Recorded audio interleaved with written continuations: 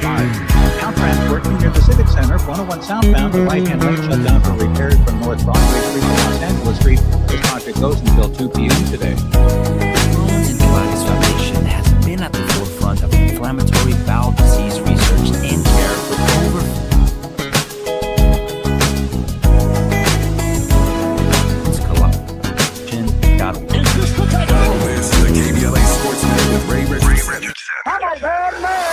When the Rams head to Chicago for their playoff game Sunday against the Bears, they're going to need some extra long johns and whatever else it takes to keep warm. The Rams might have to start a small bonfire on the sidelines. By the time the game kicks off at 5:30 Chicago time, it'll be 19 degrees with a wind chill factor of 5 above. Both of those numbers are expected to drop throughout the game. The Rams are a 4.5-point favorite, but the weather could change those odds. If the Rams beat the Bears and the 49ers beat Seattle tomorrow, the Rams would be home next Sunday for the NFC Championship. Tonight at 6, it's your Friday night sports fix, out of bounds and prime time. Join me and my co-host Neil Scarborough for 60 minutes of sports chatter with some Black folks flavor. You're welcome to join the conversation at 1-800-920-1580. No debates, no speculation, just the info you need. That's your KBLA Sports Minute. I'm Ray Richardson. More news, opinions, and conversation when we come forward on KBLA Talk 1580. At the tone, please record your message. You ready? Drop it! Mr. Tavis Smiley, preach it. Thank you, man. Politics in this country is crazy. You put things in perspective that even I didn't. The right is playing fast and loose with facts and scapegoating everyone under the sun, especially black and brown people. As a white man, I do not agree with this, and I am on my black and brown brothers and sisters' side. Fight the good fight. You know that I am part of the resistance. Let's fight the power. Our freedom of speech is freedom of death. We got to fight the powers that be. KBLA Talk 1580. We've got your black.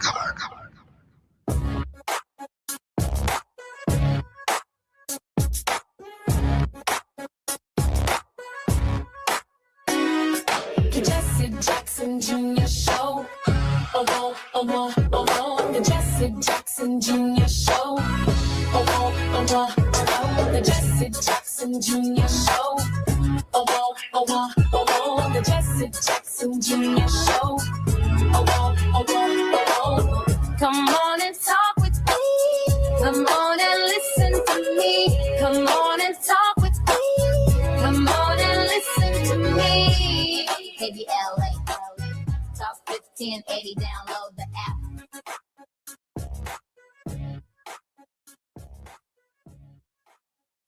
I'm Jesse Jackson Jr. It's the 97th birthday period of Martin Luther King Jr., and we are discussing today and through this period, certainly through the holiday recognized by the federal government on Monday, the life, the mission, the ministry of Martin Luther King Jr., and what its impact has and what does it say about our time.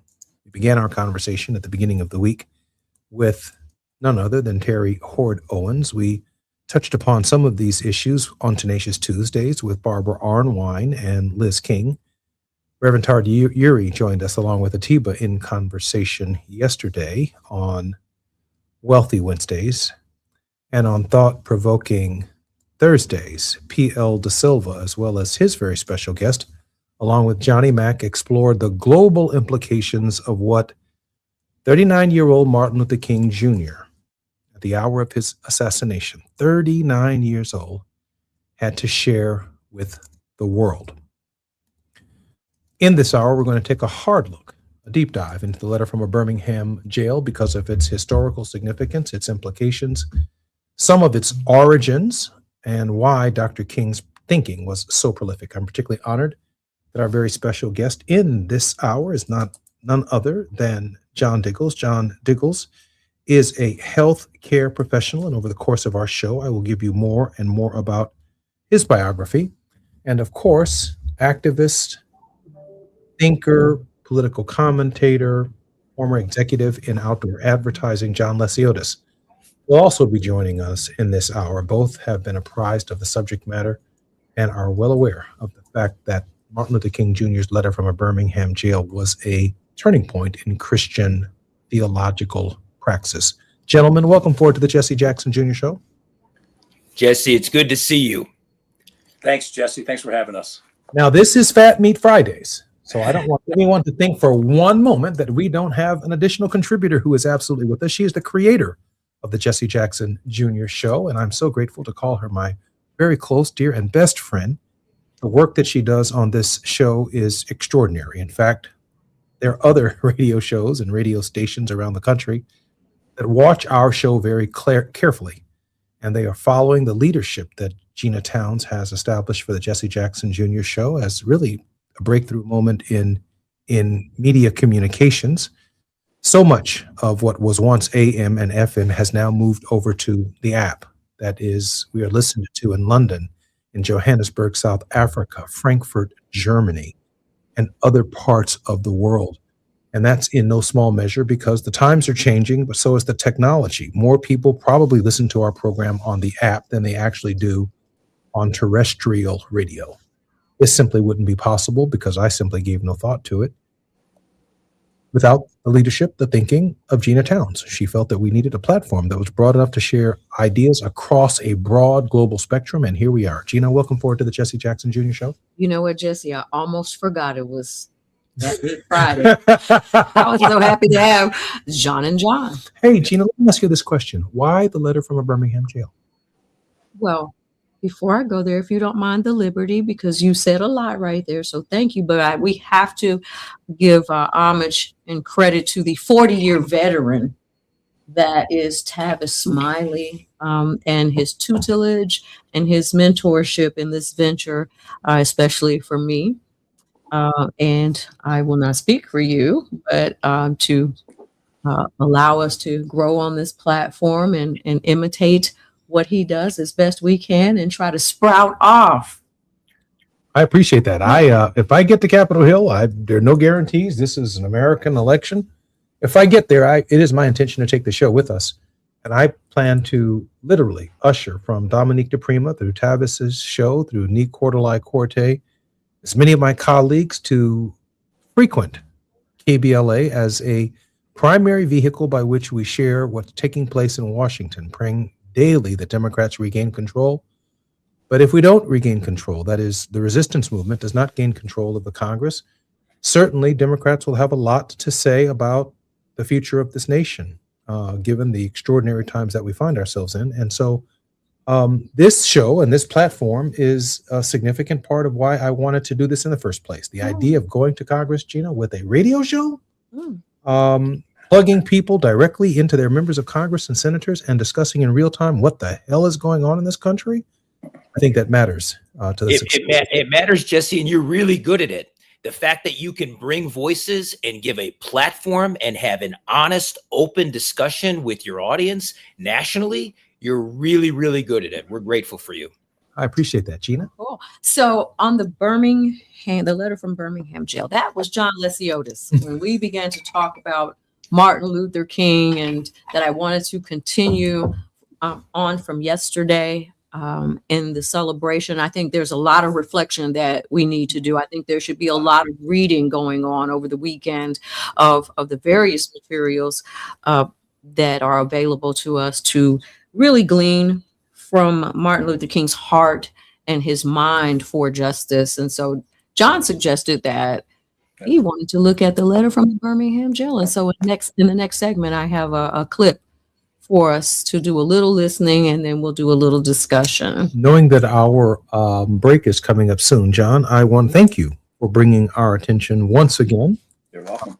to the matters of Birmingham. Looking forward to that discussion when we call KBLA Talk 1580. And before we begin with Gina's clip in the next segment, I'm going to probe Mr. Lesiotis' thinking. Why the letter from a Birmingham jail? Why did that stand out for him then? Why should we be reflective upon it now? And what are some of its consequences? Gina will then come back forward with a clip of Dr. King regarding the letter from a Birmingham jail, and then we will begin a robust conversation. I'm Jesse Jackson Jr. This is the 97th birthday of Martin Luther King Jr., born on January 5th, a holiday period celebrated on the third Monday of the month of January by virtue of Congress and the signature of the President of the United States. I'm Jesse Jackson Jr. More on KBLA Talk 1580 when we come forward. It's afternoon drive time with Jesse Jackson Jr. Only on KBLA Talk 1580.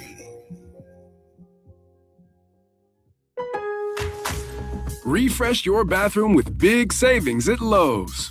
Reimagine your bathroom with up to 40% off select faucets during our Bath Savings event. Need it today? Order by 2 p.m. for same-day delivery by 8 p.m. Shop for your bathroom refresh at Lowe's. We help, you save. While supplies last, selection varies by location. Same-day delivery on eligible in-stock items, subject to availability. Fees vary. Visit Lowes.com/same-day delivery for full terms.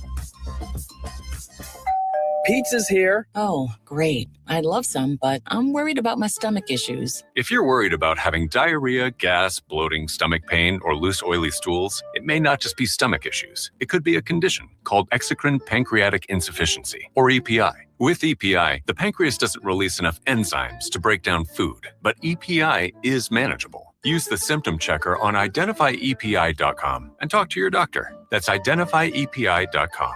Sponsored by AbbVie. KBLA Talk 1580. We've got a lot to talk about. KBLA Talk 1580, connecting you with services and solutions. The Los Angeles Regional Food Bank is on a mission to fight hunger and provide nutritious food to those in need across our community. They partner with federal, state, and local programs advocating for better policies and funding for critical hunger relief programs like Cal Fresh, the Emergency Food Assistance Program, and the Child and Adult Care Food Program. The food bank works with coalitions and local representatives to make sure hunger is addressed in every district of LA County. They also run nutrition education campaigns, raise hunger awareness, and source nutritious food for distribution, all while supporting regulations that allow food pantries to operate safely. Want to help? Visit lafoodbank.org or call 323-234-3030 to volunteer or find a food bank near you. Together, we can ensure that no one goes hungry in Los Angeles County. This is a community call to action from KBLA Talk 1580. KBLA Talk 1580 is pleased to partner with the Empowerment Congress once again for their 34th annual summit. The summit's theme is From Vision to Action, a forum to unlock participatory democracy, and will feature a nonpartisan gubernatorial candidate forum focused on issues of importance to the African American community. The summit is the signature public policy-oriented observance of Dr. Martin Luther King Jr.'s legacy during the national 3-day holiday weekend that celebrates his life. This year's summit will be held on Saturday, January 17th, 2026 at the California Science Center in Exposition Park from 9 to 11 a.m. Admission is free, but registration is required at KBLA1580.com. All major announced candidates for California governor for the Democratic and Republican Party nominations have been invited to participate in the candidate forum, which will be moderated by Tavis Smiley. An all-star panel of journalists will pose questions to the candidates, and the forum will be broadcast live on KBLA Talk 1580. This is going to be a big year for local, state, and national politics. The political pulse of 2026 beats on KBLA Talk 1580. Now back to more of Jesse Jackson Jr. on KBLA Talk 1580. The Jesse Jackson Jr. Show. The Jesse Jackson Jr. Show. The Jesse Jackson Jr. Show. The Jesse Jackson Jr. Show. King Folly drops the beat. Come on and talk with me. Fridays with Gina Town Junior Show, our regular contributor, John Lesiotis. Part of our Let's Talk About It series, political activist, analyst, and every second Tuesday of the month, guest on the Jesse Jackson Jr. Show series, Let's Talk About It. John Lesiotis puts real talk in the middle of the floor about the ways Republicans view Democrats and vice versa. The ways Democrats view Republicans in a dialogue filled with messaging and messenger truths. John Lesiotis, welcome forward to the program. I'll give the appropriate introduction of John Diggles in just a moment, but why don't we get started? John, thank you, Jesse. Letter from Thanks for having me. It's an honor to have you, John. The letters are of great interest to me, Jesse, because I think they really speak to the times, what's going on in America right now. And what first drew me to the letters is when I found out that he wrote those letters to a number of white religious leaders in America that were urging King to slow down and to wait for the courts to take action. And King wrote a rather lengthy letter explaining that he had been waiting a long time and the courts hadn't acted. And more importantly, that people have a moral responsibility to break unjust laws. And he was tired of waiting for, quite frankly, the moderate white to step up and to do something. He had known that he wasn't going to get the support of the right wing of the Ku Klux Klan. He knew he had the support of the white liberals, but it was the white moderate that was really standing in the way of progress. And I look at what's happening across America right now, and I kind of see something similar, where we've got the moderates that are kind of standing off to the side, just watching what's going on. Certainly for the last election, they stood on the sidelines. 30% of America at least didn't come out to vote. And so it kind of resonates with me, the letters, because it speaks to what's happening today. John Diggles is and serves as CEO and founder of Ascent Strategy, providing services in digital transformation, corporate storytelling, employer brand strategy, marketing of clinical research, and ROI measurement. The agency's IP uses proprietary communications algorithms combining online community insights with medical professional perspectives, patient observations, and market data to promote adoption of telemedicine, remote patient monitoring, and healthcare artificial intelligence, among other offerings. John, welcome forward to the Jesse Jackson Jr. Show. Thank you, Jesse. It's good to be with you. It's good to be with you for Fat Meat Friday. This is awesome. Right now. Hey, John, an insightful observation by John Lesiotis about the white moderate. John? It always stood out to me, the letter from Birmingham jail, about the clarity that Reverend King had sitting in there. Think of it, in that setting, he was able to put these words forth. And that was his thoughts about how he needed to engage the country. I think John hit it right on the head. When politics becomes so hot and sides dig in, you have your far left, far right sides dig in. So much of the middle seems to tune out sometimes. And I think that was Reverend King's, is that the struggle has to be won. You have to help us get this. We need your voice. We need your attention to this. And I feel that way about a lot of things, including healthcare and health inequity. Reverend King said something that also changed my life. He said that injustice in healthcare is one of the most severe forms of inequality. It's why I started this company and why we do what we do, because the only way to bridge, to address those inequities, is to think differently, be involved, and look to new solutions. Gina, you're a Princeton Theological Seminary graduate. Congratulations on recently receiving your Master's of Arts in Theology. Gina, you brought the heavyweights to the show today with a very, very heavy topic, the letter from a Birmingham jail. Well, I want to go to the clip, but I also want to tell our listeners who are not able to see us that John and John are white. And so I love to have this conversation, because Jesse, conversations we need to be having across the aisles at church. Gina, I thought they were born. The aisles in the grocery store, across the aisles. Gina, these are two wild and crazy guys that I thought were born black guys, poured down deep in Alabama.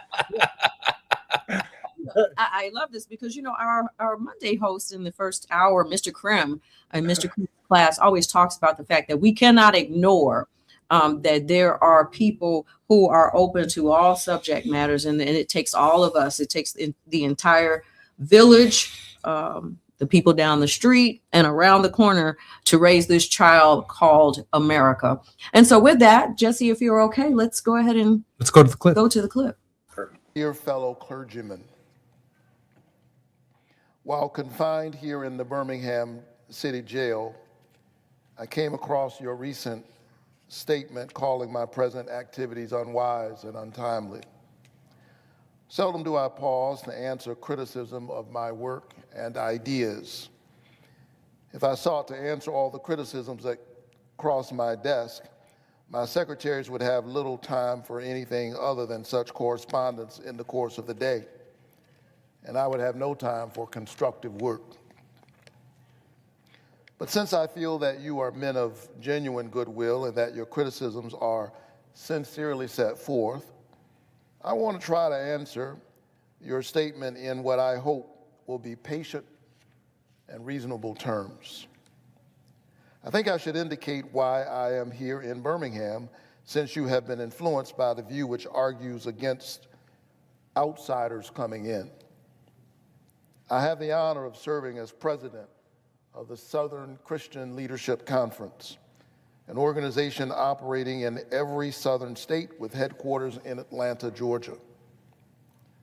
We have some 85 affiliated organizations across the South, and one of them is the Alabama Christian Movement for Human Rights. Frequently, we share staff, educational and financial resources with our affiliates. Several months ago, the affiliates here in Birmingham asked us to be on call to engage in a nonviolent, direct action program if such were deemed necessary. We readily consented, and when the hour came, we lived up to our promise. So I, along with several members of my staff, am here because I was invited here. I am here because I have organizational ties here. But more basically, I am in Birmingham because injustice is here. Just as the prophets of the 8th century BC left their villages and carried their "Thus saith the Lord" far beyond the boundaries of their hometowns. And just as the Apostle Paul left his village of Tarsus and carried the gospel of Jesus Christ to the far corners of the Greco-Roman world, so am I compelled to carry the gospel of freedom beyond my own hometown. Like Paul, I must constantly respond to the Macedonian call for aid. Moreover, I am cognizant of the interrelatedness of all communities and states. I cannot sit idly by in Atlanta and not be concerned about what happens in Birmingham. Injustice anywhere is a threat to justice everywhere. We are caught in an inescapable network.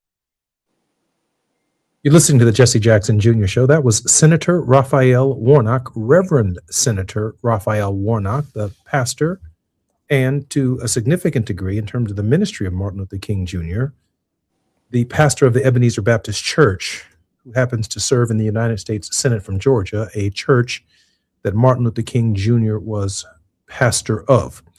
And so the historical significance of that pastor being able to read that speech on the floor of the United States Senate is as remarkable as the idea of writing the speech in the first place. Gina, I want to allow you an opportunity to engage with Mr. Lesiotis and Mr. Diggles on the target of this speech, white evangelical clergymen who are questioning the theological tradition of Dr. King and the freedom movement. Well, thanks, Jesse. I mean, it was pretty self-explanatory, and you're right, Reverend Warnock, reading that, being a member of the clergy and a member of the Senate, Reverend Dr. Senator Raphael Warnock, addressing the question in that part of the letter where people are questioning him and trying to keep us in boxes and keeping civil rights and injustice in a certain place, and retaining things that quote unquote belong in this political box or this biblical box, if you will, and this idea of church and state being separate, except for our morality and our level of justice towards one another, is inextricably tied to the law. So when you think about that and you hear that, and I know that both of you are engaging with conversations on the golf course. Well, we're not golfing right now, but I know John, that just comes to mind all the time with John, engaging in these conversations with your friends who likely don't listen to the Jesse Jackson Jr. Show, who may not be familiar with look at what they're missing. The letter from Birmingham, or any of King's speeches for that matter. You know, how do you relate the idea that King was addressing in that letter and the responsibility that we have? Boy, that's a tough one, because most of the times when you bring up, because another thing I loved about the letters from Birmingham jail is the quote you ended the tape with, that an injustice anywhere is a threat to justice everywhere. I think that's really pertinent now. And I bring it up to my friends because a couple of them happen to be Jewish. They live up here in the North Shore. And, we talk a little bit about what's going on with Gaza. And I explained to them that there's somewhat of a relationship on us turning our blind eye to what's going on in Gaza and what's happening in our country, because that's an injustice over there. And we should be almost as concerned, if not more concerned about it because of the genocide there than we are what's going on at home. But yet we kind of detach ourselves from it. And we pretend, because most of us live in a pretty comfortable environment, we're not threatened with job insecurity necessarily or food insecurity. Our neighborhoods are relatively safe. So in our little world, despite what's going on around us, things aren't all that awful. So I think a lot of people just get into that comfort zone and turn a blind eye to what's going on around them. John Diggles, John, you are seminary trained. You understand directly the target audience. Of course, John Lesiotis does as well, but you understand, like John does, the target audience to which Dr. King was addressing this profound moral treatise. Your thoughts, John? And that is the power. The first time I read the letter, I understood where he was coming from. You almost see Dr. King. I mean, I'm in communications, right? You have to write to your audience. He's masterful at it. And I think, one of my favorite things about the way to celebrate his day and this time of year is to take quotes and parts of that letter and put them on social media to remind you see the power of what he wrote and who he was writing to. He knew how to get his message across. One of the great communicators of our time, of the 20th century. He set an example for us how to invite people in. And by the way, speaking about how to invite people in, Gina, all my friends are listening because I texted them the whole link to this. So they're listening to the show. Well, that's good. Hello, friends. Well, by the way, we should all do that. Hey, Jen, can I pivot? I know we only have about a minute and 30 seconds before we come forward, but given that John Lesiotis was in the advertising business and he understands targeting an audience, and given that you're in the algorithmic business for healthcare and you understand the significance of targeting an audience, Dr. King, without all the technology that we have today, was deliberately targeting an audience. Do you know anybody under age 40 today who's targeting the right-wing evangelical community with the kind of moral clarity that Martin Luther King Jr. brought forward in the Birmingham letter? I don't. I mean, I didn't follow him very closely, but wasn't Charlie Kirk kind of a religious? Didn't he, talk about religion and Christianity? Well, he should, while alive, should have been targeted, in my opinion. But I'm not aware of anyone who is making a moral appeal to them about the injustice that's taking place in our land. Oh, heavens no. Quite like Dr. King did under age 39 when he wrote this letter from a Birmingham jail. He's targeting this audience, John Diggles. No. He is, and he's, as you said, he didn't have the technology. I think a new generation of influencers is doing this. The words of Dr. King could get a lot more into that conversation, right? Because he did not have the technology. But I think the power of his letter and what makes it so timeless, again, is that setting and the sense of invitation, urgency that he pulled through. And I think so much of that is what got people involved. I'm Jesse Jackson Jr., listening to the Jesse Jackson Jr. Show on KBLA Talk 1580. It's Fat Need Fridays, more with John Diggles, Gina Towns, and John Lesiotis when we come forward. It's Afternoon Drive Time with Jesse Jackson Jr. Only on KBLA Talk 1580.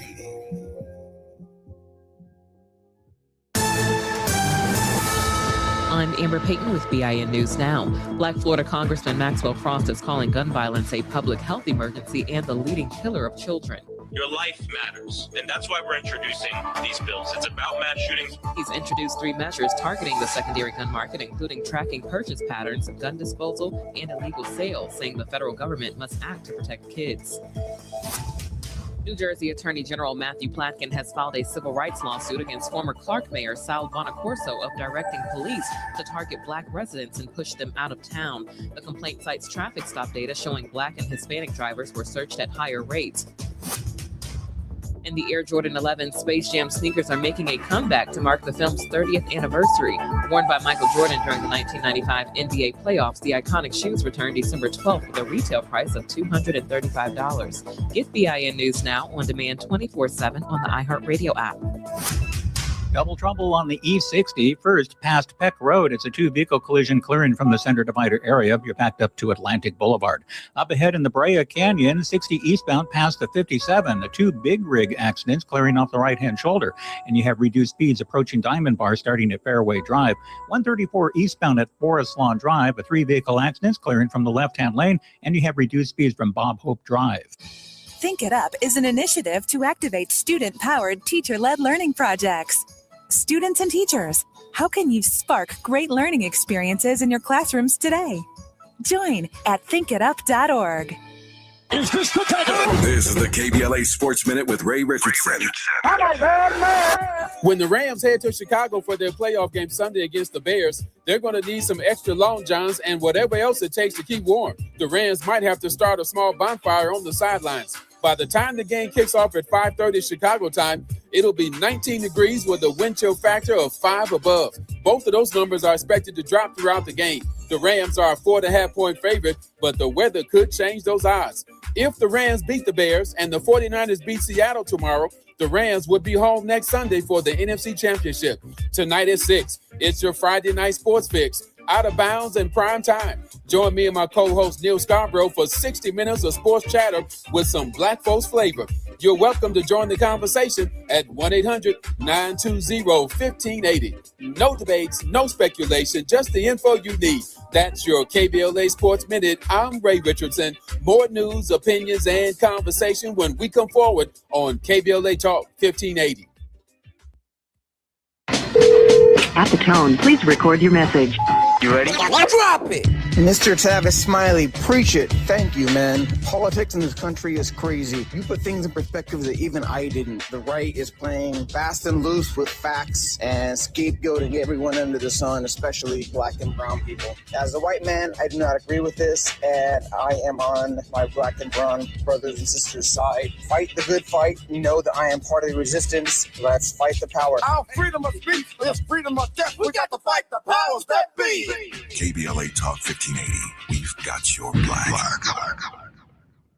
Still battling a thirsty lawn that guzzles water and drains your wallet? Let LADWP turn that patch of grass into a gorgeous drought-smart garden for free. We're talking a full California-friendly landscape makeover designed and installed by pros at no cost to you. That's right, LADWP does the work, you get the upgrade. Ready to transform your yard and save big? Visit LADWP.com/leap. That's LADWP.com/LEAP.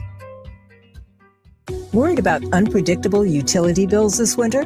LADWP's Level Pay makes budgeting a breeze. With Level Pay, you'll receive a monthly bill that stays the same. No surprises. Even past due amounts can be rolled in, and you'll skip those seasonal spikes from heating your home. Sign up today at LADWP.com/levelpay. That's LADWP.com/levelpay, or call 1-800-DIAL-DWP and take control of your bill. KBLA Talk 1580. We've got a lot to talk about. KBLA Talk 1580, connecting you with services and solutions. Worried about eviction? You have rights, and Stay Housed LA can help. Stay Housed LA is a partnership between LA County, the City of Los Angeles, and local service providers. From Lancaster to Long Beach, we're here to help you with tenant education workshops, legal clinics, free legal services for eligible tenants, and online resources about tenant protection laws. Don't face eviction alone. Call our hotline at 1-888-694-0040. That's 1-888-694-0040. Or visit stayhousedla.org. Stay Housed LA, keeping Los Angeles residents in their homes. Stay Housed LA, your rights, your home, our community. This is a community call to action from KBLA Talk 1580. What make you? Yeah. The California Crusader newspaper would like to thank all of our subscribers for their support throughout the years, proudly serving the South Los Angeles and South Bay areas for more than 40 years. The California Crusader is a multicultural, Black-owned, adjudicated newspaper that focuses on providing newsworthy information to the people in our community. We're constantly looking for ways to assist businesses in our community to connect with our subscribers. We provide low-cost, effective ways to promote your business with our reasonable and affordable advertising rates. You can participate by suggesting, sharing, and submitting your stories on the California Crusader newspaper Community Share Facebook group page, or visit our website at cal-cruise-news.com. That's calcruisenews.com. Then click on the Submit Now button located on the top right corner of the homepage, or text CCN to 42828. Again, text CCN to 42828. The California Crusader newspaper, working together to build a better community for our future. Subscribe today. You're listening to Jesse Jackson Jr. on KBLA Talk 1580. The Jesse Jackson Jr. Show. The Jesse Jackson Jr. Show. The Jesse Jackson Jr. Show. The Jesse Jackson Jr. Show. King Quality drops the beat. Come on and talk with me. Welcome forward to the Jesse Jackson Jr. Show on KBLA Talk 1580. We are commemorating, celebrating, thinking, and reflecting on the 97th birthday of Martin Luther King Jr. That's the period from January 15th to the third Monday in the month, celebrated as a federal holiday. Our very special guests on Fat Meat Fridays, our regular contributor every Friday is none other than the creator of the Jesse Jackson Jr. Show, Gina Towns. Gina, welcome forward to the show.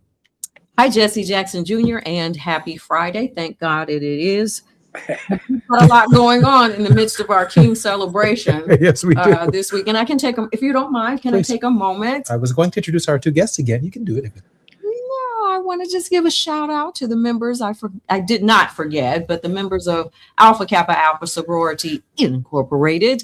Those of us from Delta Sigma Theta wish you a happy Founders Day. And I also didn't want to do it on the King holiday, so let me just Make that right. Yeah.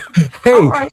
Our very special guest in this hour are John Lesiotis. John Lesiotis is a former account exec and officer of outdoor advertising and media targeting and campaign targeting, but also non-profit and for-profit targeting of individuals. And John Diggles is one of the nation's leading public relations professionals who's using artificial intelligence and logarithms for targeting messages. And what we have here is a message from Martin Luther King Jr. in the letter from a Birmingham jail, targeting evangelicals and those who are questioning why he's in Birmingham in the first place. Yeah. And I'm going to, this conversation has been largely inspired by John Lesiotis, and I'd like John to further dive deeper into why do you think Dr. King wanted to target this group that was criticizing him? I can only imagine on the outside, by the way, Gina, they were saying, I'm glad he's in jail. I'm glad he's there. And he took the opportunity while in jail to say, I really should not be here. But like Paul, if I have to suffer through this to get your attention, I will. John Lesiotis. Well, I think he, from what I understand, he picked Birmingham because the Birmingham students from an African-American college down there had organized a boycott earlier and had been successful. It was a department store, and the department store lost a bunch of business. So I think he saw an opportunity, a soft spot perhaps in Birmingham to make his point. The reason I think he did it with regards to and I think it was maybe 7 or 8 ministers and a couple of rabbis in there as well. It was multi-denominational. Is in a way, I think he wanted to break the patriarchy that was, that's part of religion. I mean, it's male dominated, and there's a pecking order in it. And I think he saw that he had to kind of break through that to convince these people that they had to come along for the ride, that they couldn't wait any longer. John, before I bring John Diggles in this, let me ask you one other follow-up question. He is careful in the language that he chooses in this letter. Always. And it's clear to me that he must have understood the historical significance of it, that we would be discussing it almost 50 years later. So he gave a considerable thought to the conversation with our reflection, our present reflection upon what he did then, so that we might arrive at a conclusion today. You're a media targeting expert, specialist. John, what is Dr. King telling us today from the letter from a Birmingham jail? Well, I think there's so many messages in it. But I think most importantly, it's a call to action. It's a call for those moderates to finally grow a spine, for lack of better definition, and to take action and to get off the sidelines and do something. And it's not everyone doing the same thing, but it's everyone doing something. And I think that's what he's urging the moderates to do. John Lesiotis? Diggles. I'm sorry, John Diggles. I'm sorry. I think John hit it just right. And I've spent my career in communications. I love the power of language, right? One of my favorite things that Dr. King does in the letter is that he takes words and labels that were placed on him and on the civil rights movement, and he uses them to his advantage. Dr. King was seen as an extremist, and so many pastors could not be involved. And he reminded them that Jesus Christ was also viewed as an extremist. And that famous line of the letter that comes forth, and he says, "So then I ask you, shall we be an extremist for hate, or shall we be an extremist for love?" Wow. And he gave them that power, that permission for pastors to say to their congregations, to say, just as Christ had to stand and fight for love and for faith to start his church, so Reverend King also is this extremist for love to change us and invite us into the movement. It's a masterful use of language.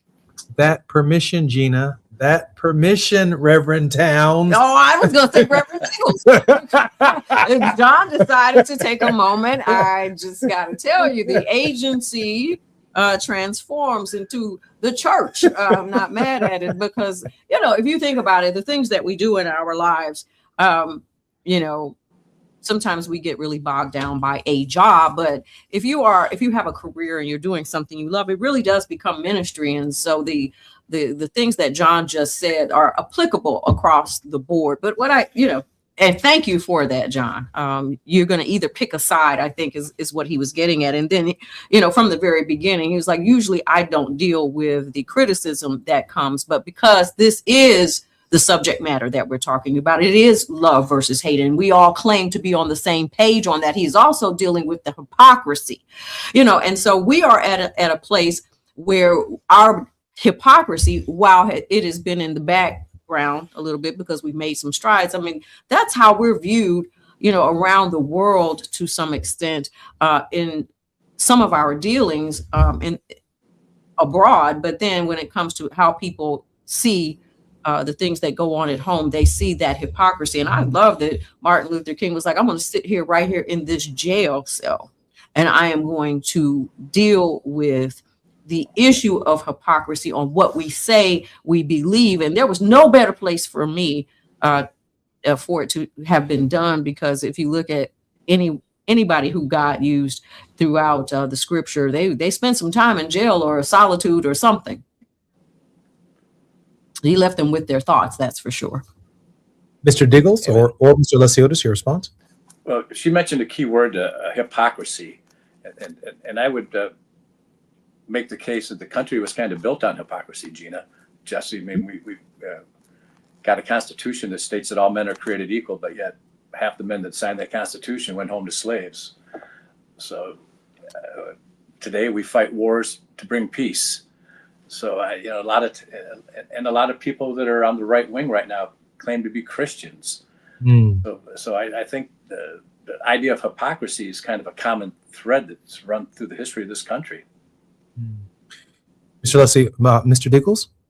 It will always stand out for me, the themes of the letters here is that sense of invitation and how he taught pastors who read that and immersed his words to say, okay, if this how your congregation sees this, I'll work with the labels they have.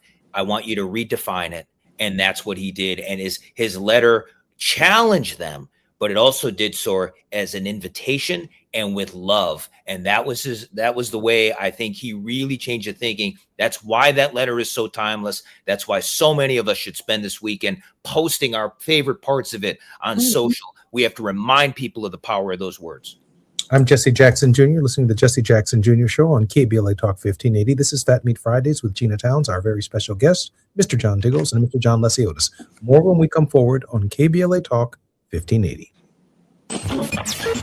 After nearly 20 years in Congress, he knows how to get at the issues that matter the most to you. Every day, he takes a deep dive into politics, social justice, and the stories that shape our community. This is where prominent people unpack perplexing problems. Unfiltered, unapologetic, unmissable. You're inside the Jesse Jackson Jr. Show on KBLA Talk 1580.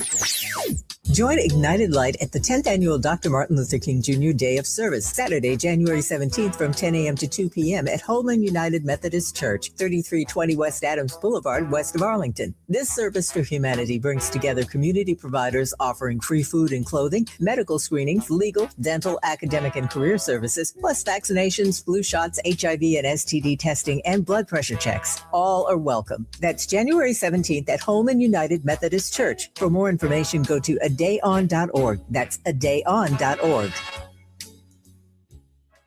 Looking for a purposeful and passionate way to make a difference in your community? Volunteer with our Senior Medicare Patrol and help prevent Medicare fraud. SMP volunteers work in their community, educating peers about healthcare fraud and how to prevent and detect it. Free training starts soon. Check us out online or at an SMP open house near you. We're on a mission to stop fraud. Join our team. You make a difference. Visit caSMPvolunteer.org. Attention. Have you racked up $10,000 or more in credit card debt? Are you barely getting by making minimum payments? With credit card debt reaching all-time highs, National Debt Relief is notifying consumers about significant debt relief options currently being made available to help those with overwhelming credit card debt. These options may reduce a large portion of credit card debt for those who qualify. You don't need to declare bankruptcy or take out a consolidation loan, and you may only have to pay back a fraction of what you owe, even if you have bad credit.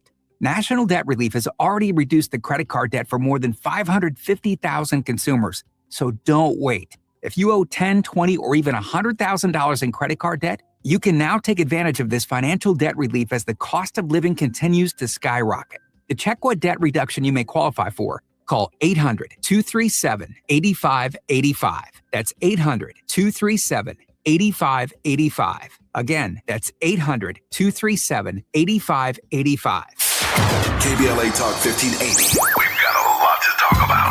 KBLA Talk 1580 reminds you that we keep us safe. Every girl deserves a chance to shine. That's the belief behind Forgiving for Living, Inc. Since 1999, this organization has been empowering at-risk girls ages 13 to 18, helping them overcome behavioral and mental health challenges. Founder Wendy Gladney's personal journey inspired the mission to give girls hope and purpose through the power of forgiveness. Through their ambassador program, workshops, and annual conference, Forgiving for Living has touched over 3,000 young lives, providing mentoring, life skills, training, and tools for building self-esteem and confidence. You can make a difference. Visit forgivingforliving.org to donate, volunteer, become a mentor, or find help for a young girl in need. Forgiving for Living, Inc., building brighter futures for young girls. Visit forgivingforliving.org today. This is a community call to action from KBLA Talk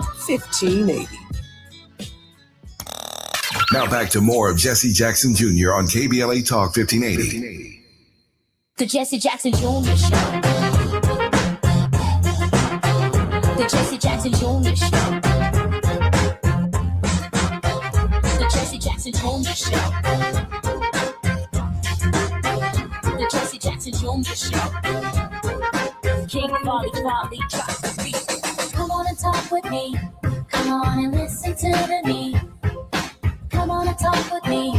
Come on and listen to me. I'm Jesse Jackson Jr. Welcome to the Jesse Jackson Jr. Show on KBLA Talk 1580. I must share with you before, as we enter this last segment of our show, first hour, that my mother received an amazing award from the city of Chicago today, presented to her by Brandon Johnson and by the city of Chicago for her more than 5-6 decades of activism and work here in the city, in the nation, and around the country. I'm particularly proud of that on this Congratulations. the Martin Luther King Jr.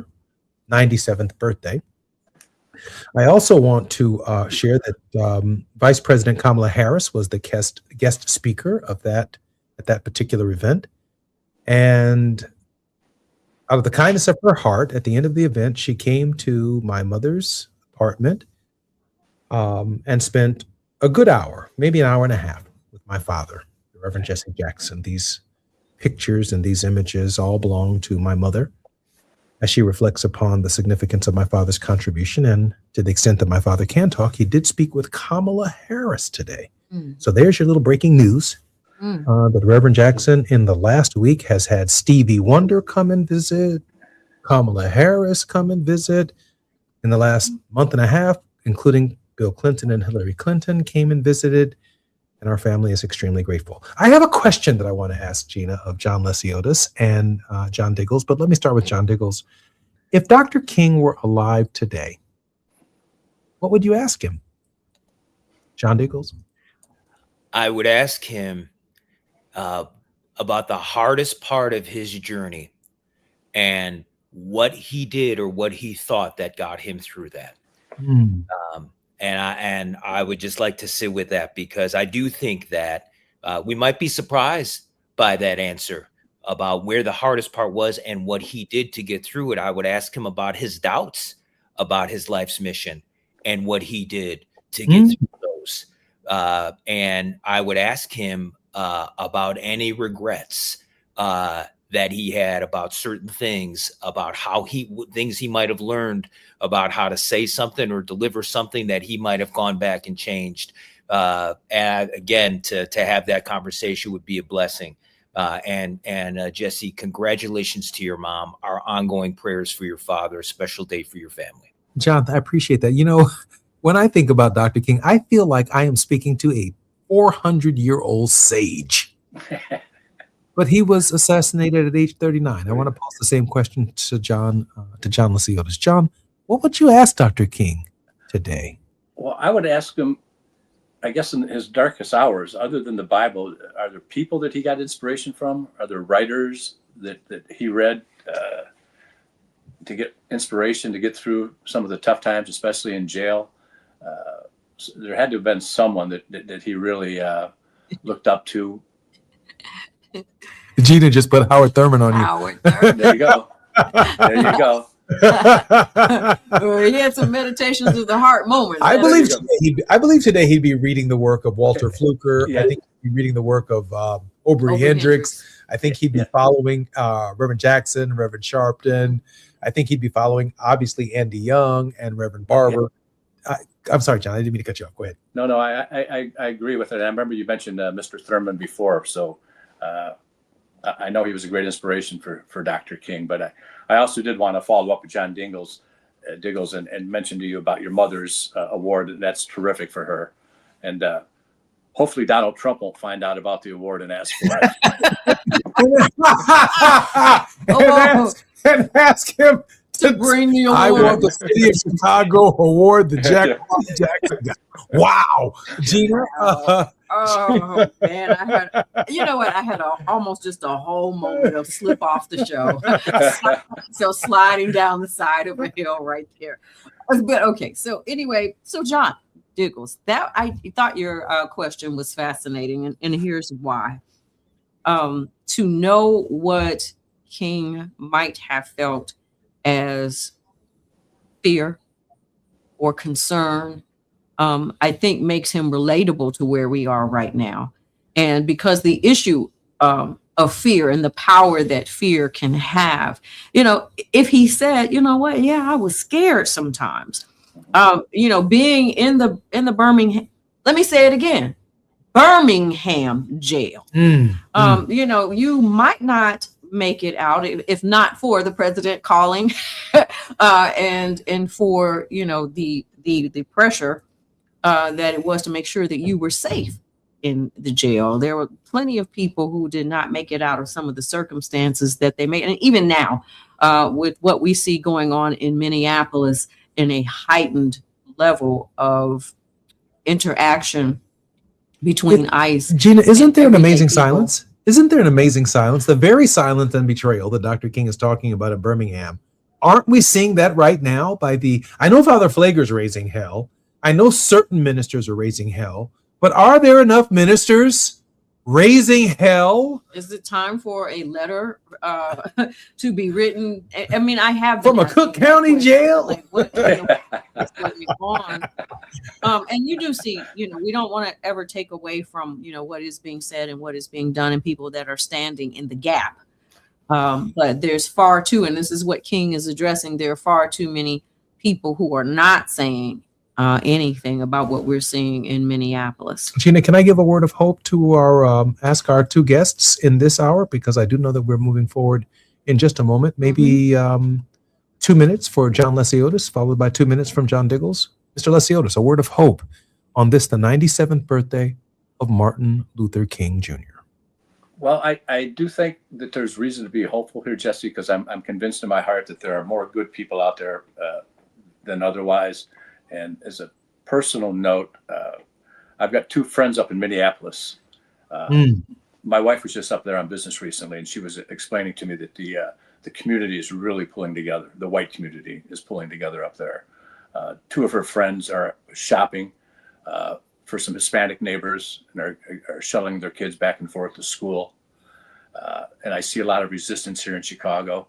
And I really do think that this is the issue that's going to push a lot of moderates to take some action. So I do hold out optimism and hope. And I think especially with Dr. King's birthday coming up, a lot of people are going to start reflecting and understanding that we can't sit by and wait for someone else to do something. I appreciate that, Mr. Lesiotis. Boy, you've just given me a bunch of ideas. The idea that we should be helping our Latino brothers and sisters and their children get to and from school and not exposing their parents to the plague that is troubling all of our communities. Mr. Diggles. I think the message of hope is right there at the end of Dr. King's letter when he shows the pastors and he talks about the nonviolent protesters who are there, who've done this entire time, who have stood up, and he says specifically for their sublime courage, for their willingness to suffer, and their amazing discipline in the midst of great provocation. That sentence, those words fit so well for today, right now, what's happening in Minneapolis and across the country. It is a reminder of what took place in that journey and what the discipline and commitment it took to bring forth meaningful change. I'll be spending some time, and I'm going to read that ending a couple of times. I hope everyone does as well. There's incredible hope there because we remember where we came from, those words and phrases. Gina, about 45 seconds remains in our program. A word of hope. Well, I do like the graphic. Never give up. Never give up our dignity, our faith, and our ability to dream of a world rid of color lines and a world that is better than the one that we left behind, that was left to us. And so there will be trials, there will be tribulations, but we are reaching for brotherhood. And what that takes is for us to be fearless and to stay awake and to seek after the knowledge that is Martin Luther King. So that's what I've got for you. Grateful for your presence on our show, John Lesiotis. Thank you, Jesse. Love you. You know, you're always welcome, and I love you too. And there's nothing you can do about it. I got that from Tavis. Thank you for being on our show, Mr. Diggles. Thank you very much. It's good to see you.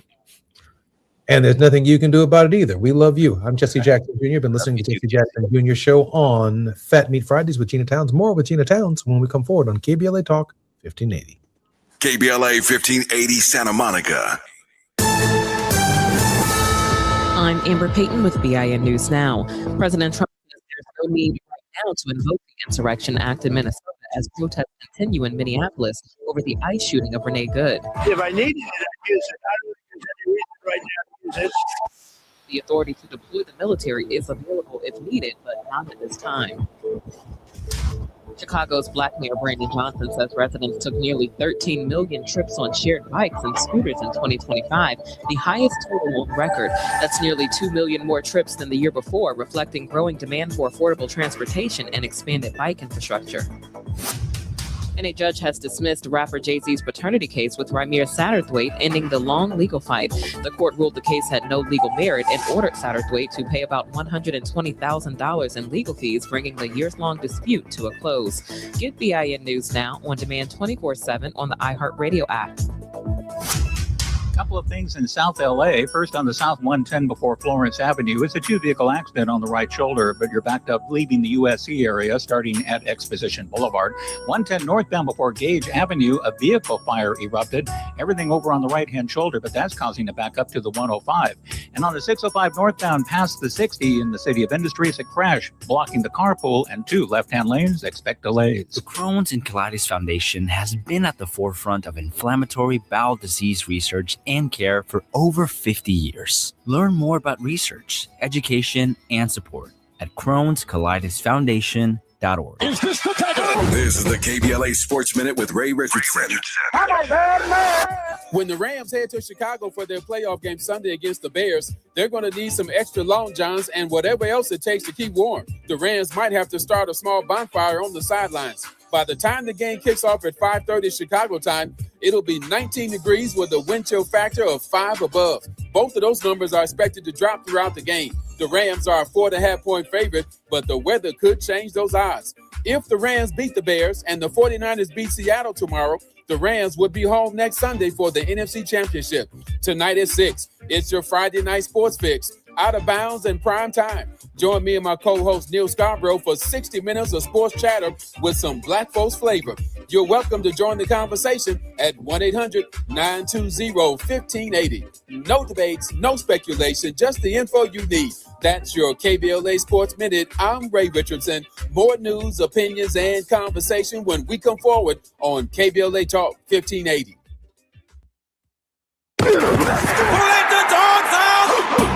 Tired of the same old sports talk? Ready to go where the real conversation happens? Hi, I'm Ray Richardson, host of Out of Bounds, the sports show that doesn't play it safe. Every Friday at 6 p.m. on KBLA Talk 1580, my co-host Neil Scarborough and I get you ready for the weekend. We take you beyond the highlight reels and into the stories that matter. The controversial calls, the game-changing plays, the athletes making headlines for all the right reasons and sometimes the wrong ones. From the NFL to the NBA, college ball to the pros, if it's happening in sports, we're breaking it down with no filter and all opinion. Tune in to Out of Bounds with me, Ray Richardson, and my co-host Neil Scarborough, live every Friday at 6 p.m. only on KBLA Talk 1580, because the best conversations happen out of bounds. KBLA Talk 1580, where Los Angeles talks.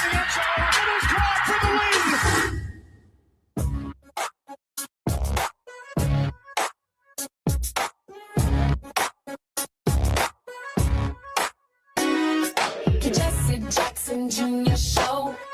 Oh, oh, oh, oh, the Jesse Jackson Jr. Show. Oh, oh, oh, the Jesse Jackson Jr. Show. Oh, oh, oh, the Jesse Jackson Jr. Show. Oh, oh, come on and talk with me. Come on and listen to me. Come on and talk with me. Come on and listen to me.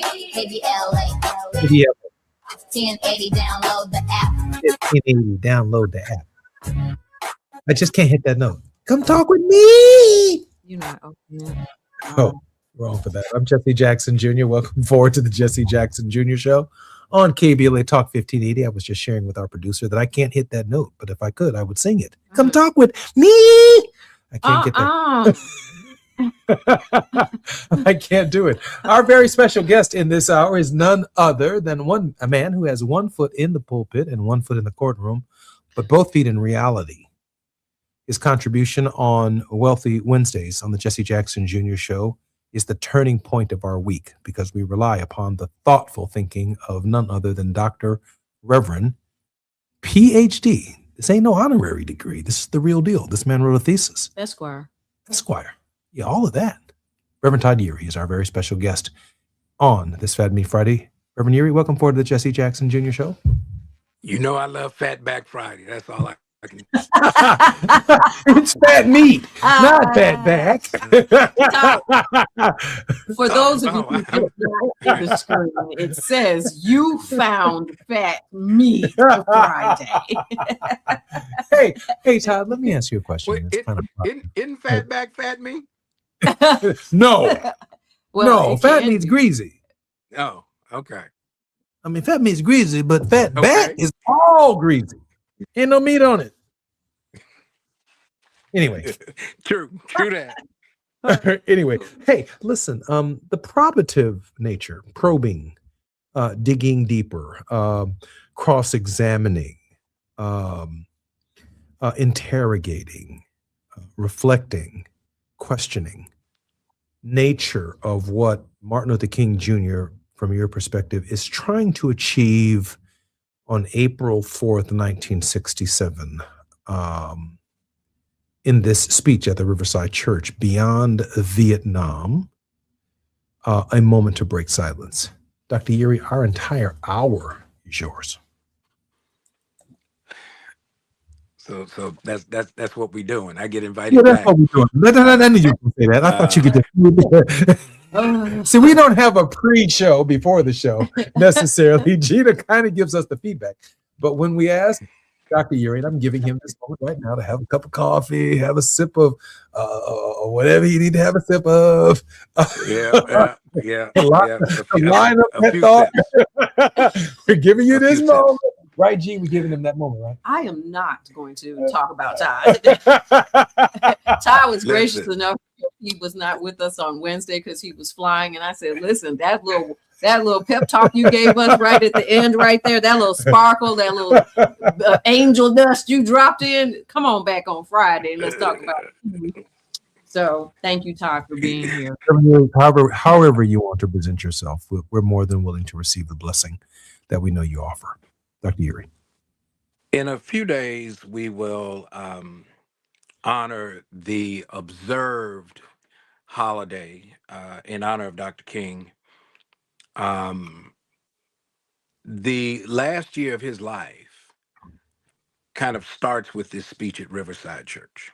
And he is pulling the lens back to make sure that our definition of justice is not so narrow until we miss the broader sense of moral compass and theological discourse to include the ever-expanding military-industrial complex. And so I think his thoughts kind of focus us on the economics of war and the fact that much of the suffering that has been imposed on the human condition has been the byproduct of war and the byproduct of the militarizing of everything from local police forces to raising the specter of the nuclearization that would lead to the total annihilation of humankind. And so I think he was giving us a foreshadow of what we needed to focus on in the near future. You know what I find interesting, Dr. Yuri, is that when I think in this moment about what you just said, that of the hundreds of millions of speeches and orations, billions maybe, since the crucifixion and the resurrection of Jesus of Nazareth, that in this life and ministry and in this work of Dr. King, he ties his work in his readings, in his scholarship, in his thinking, in the language that he chooses, in the English language. He ties his work to infinity. He ties it to it in a way that we have to reflect upon it every single day. That it doesn't just end because he said this here. We are forced to go back and look one more time at what he said, and we find something new every time we read it, because he gave some consideration to 60 years in the future. He gave some consideration to centuries from now. He gave some consideration to the what I say in the present actually matters to our understanding of where this nation is going.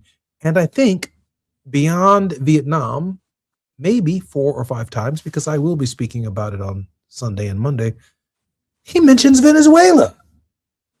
Dr. Yeary. Some folk get inspiration, other folks get revelation.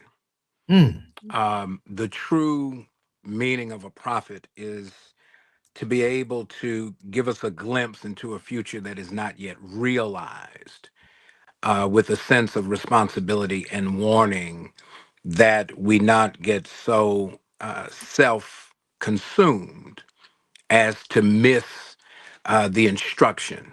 Dr. King was certainly expanding our understanding and the awareness of the globe itself, where there's a significant narrowing going on in real time, and at the same time, making sure that we understand that the oppression that is felt in one part of the world extends to other parts of the world almost simultaneously. And a lot of that is the economic policy of the world's superpowers to the exclusion of and in the service of the oppression of everybody else.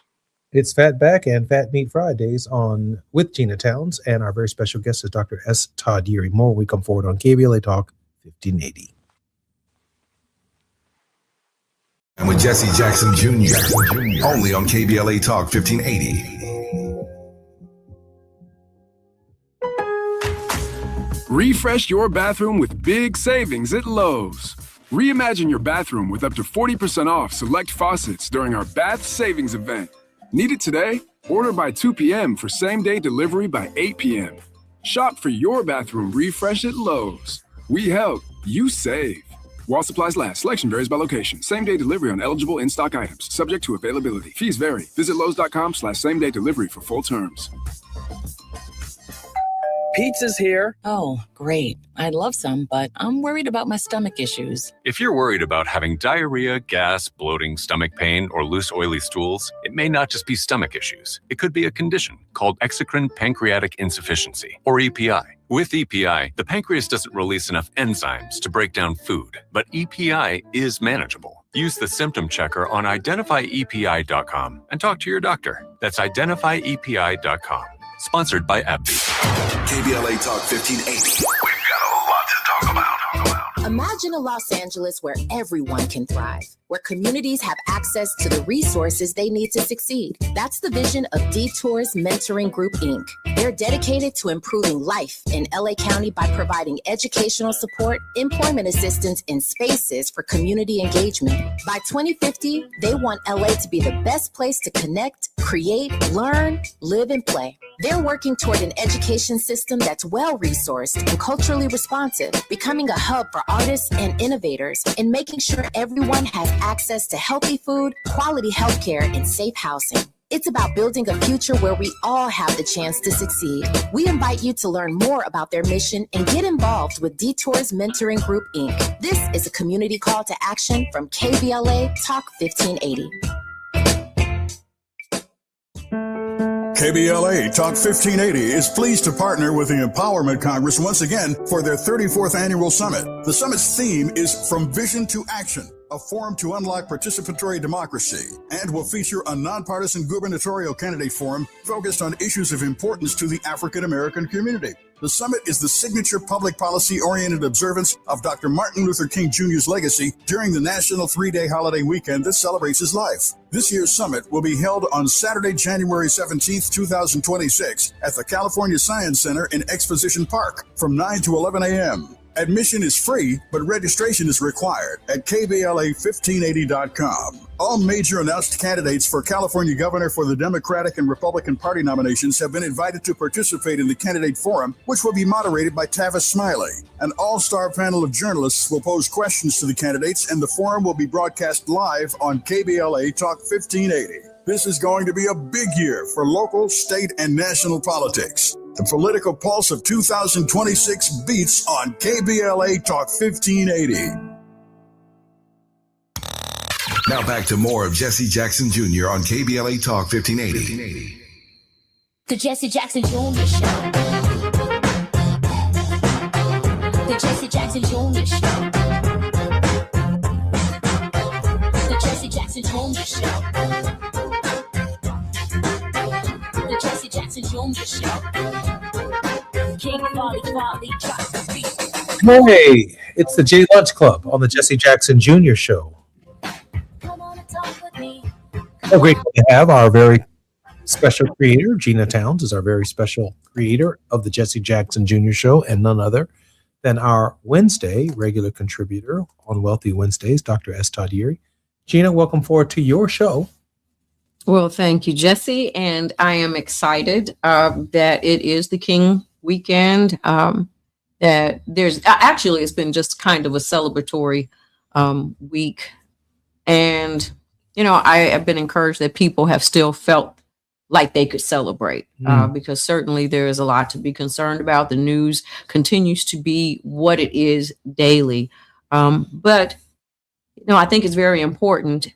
And Reverend Yeary, you know that there's a time for everything under the sun. And so we thank you for being here as well. I do have a clip from Beyond Venezuela, and then we'll have you unmute. Beyond. Sorry, man. No, that's the speech I'm preaching. Right. He's got the Beyond Venezuela going on this weekend. And so maybe we'll even have a clip of that coming next week. But at any rate, we'll have you unmute when you come back and give us some thoughts on it. If we can go with that clip. I found myself in full accord when I read its opening lines. A time comes when silence is betrayal. That time has come for us in relation to Vietnam.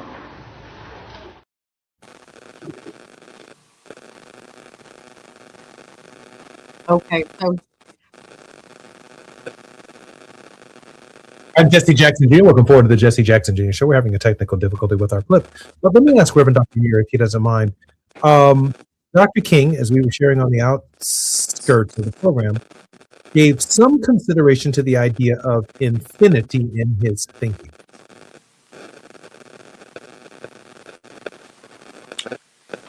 Yeah.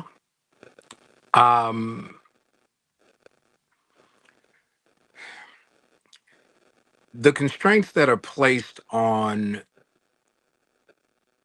the willingness of persons in power to think creatively about how to use that power to the benefit of all humanity was deeply troubling to Dr. King. I guess it's been several days now since I saw an interview between Jake Tapper at CNN and Stephen Miller. I guess the number two in the policy advisement space, but number one in coming up with some of the most curious and spurious foolishness to come out of this administration. And basically, Stephen Miller challenged Jake Tapper to say that he was naive, that since the beginning of history, government, relationships between government have been framed and shaped by power and force. And so he was basically making the case for what we see happening not only in Venezuela, but in and on the streets of Minneapolis, and quite possibly coming to a city near you. And so this infinity focus of Dr. King was to challenge us not to think so narrowly about the impact and the reach of the fight for social justice, because a threat to justice anywhere is a threat to justice everywhere. You know, Dr. Yeary, when I wrote the book, The Finger of God, which is available at Amazon.com, and I haven't shared with everyone that, nor have I done a show on it, but I want to be clear. The purpose of this book, and the reason I wrote this book, is because I have given some consideration to infinity. I need for all of our leaders, if you want to talk to me or convince me of this or that, I need to know that you've given some thought to an eternal message. That you ain't just speaking in the moment, moving a crowd, got something to say, do what you do. flying through the pulpit or flying through the church tied to a cable or something.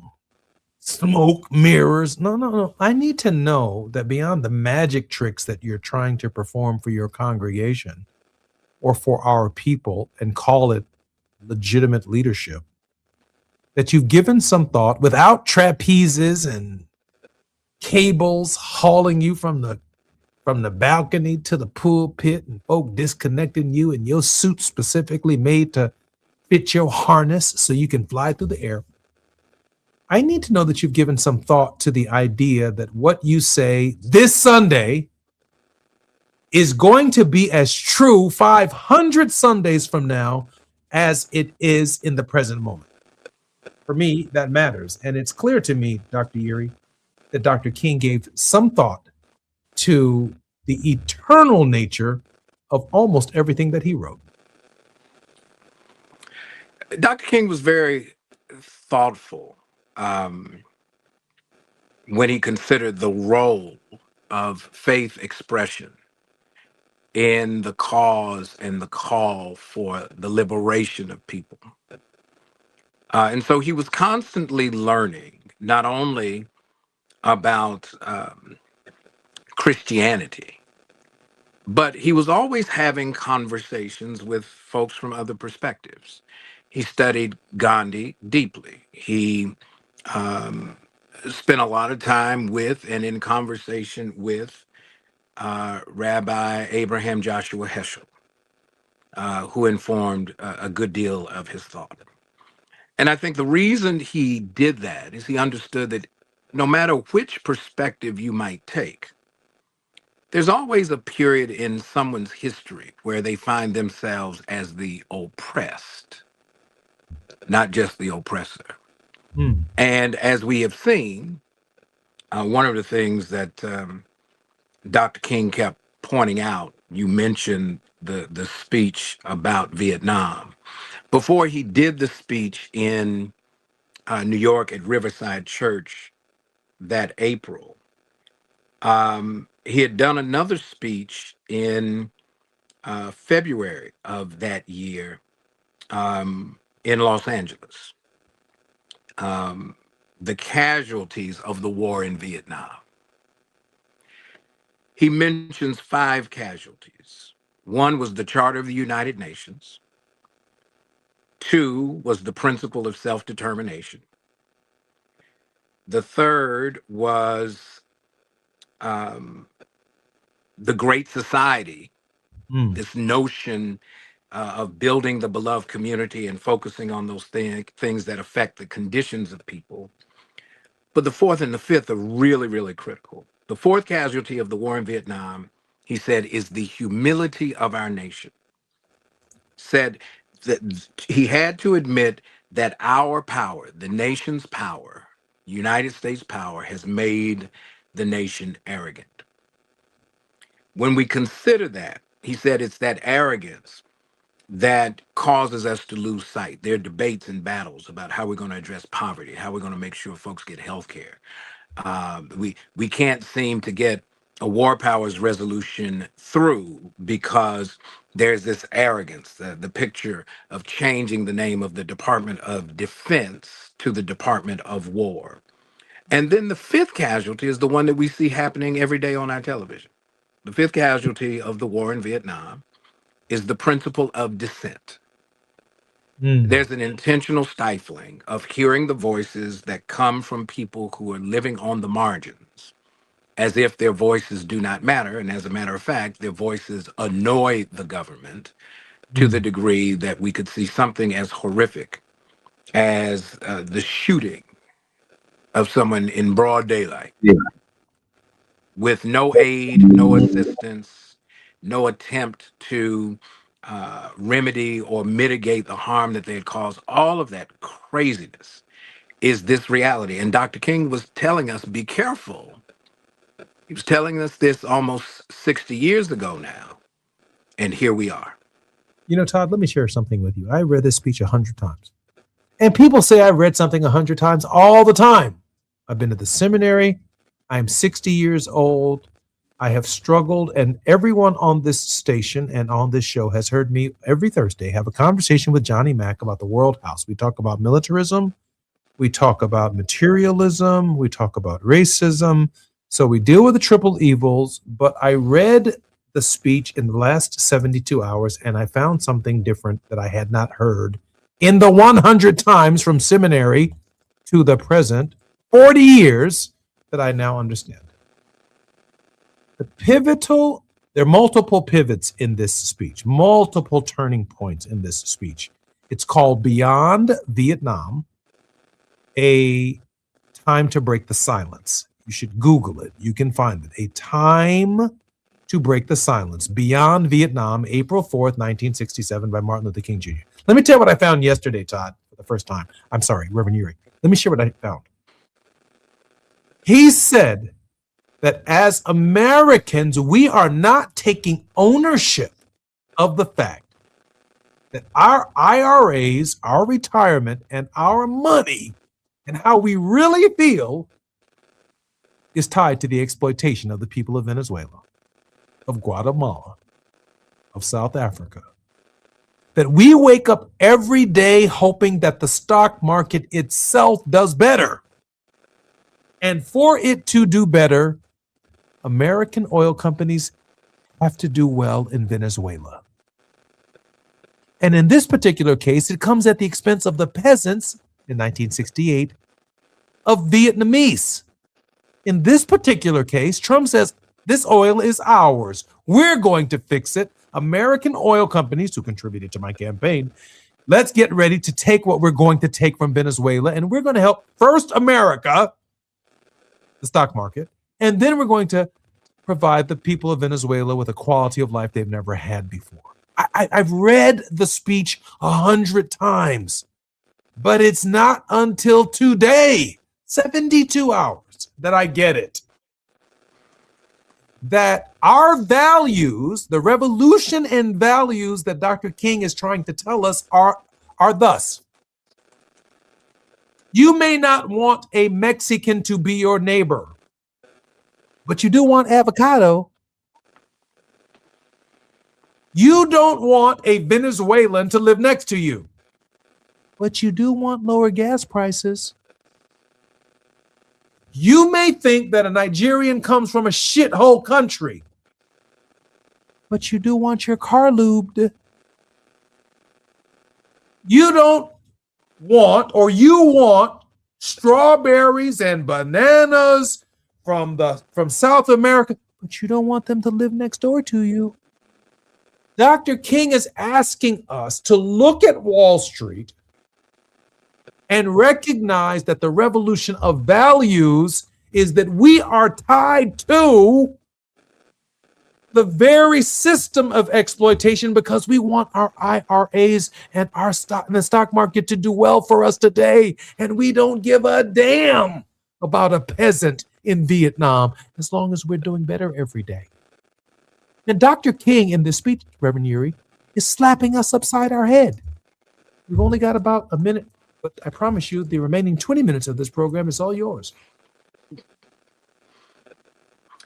With the minute that I've got, I'm going to mention a name that we can carry over into the next segment that I think informs how we have arrived here and we were not paying attention.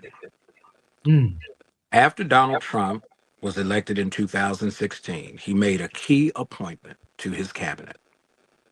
And that key appointment was troublesome then, but it's clear to me now. And that's when he named Rex Tillerson to be the Secretary of State. He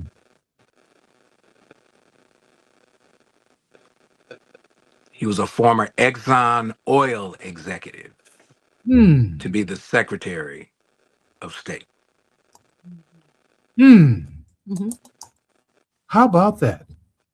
I'm Jesse Jackson Jr. I'm not going to close the show. I'm going to let Gina Towns do it. Gina, practice this. Thank you so much. We are going to return. We're going to come forward after this break. And you're listening to KBLA Talk 1580. It's afternoon drive time with Jesse Jackson Jr. Only on KBLA Talk 1580.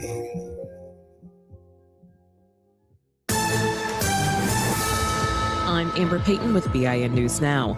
President Trump says there's no need right now to invoke the Insurrection Act in Minnesota as protests continue in Minneapolis over the ICE shooting of Renee Good. If I needed it, I'd use it. I don't think there's any reason right now to use it.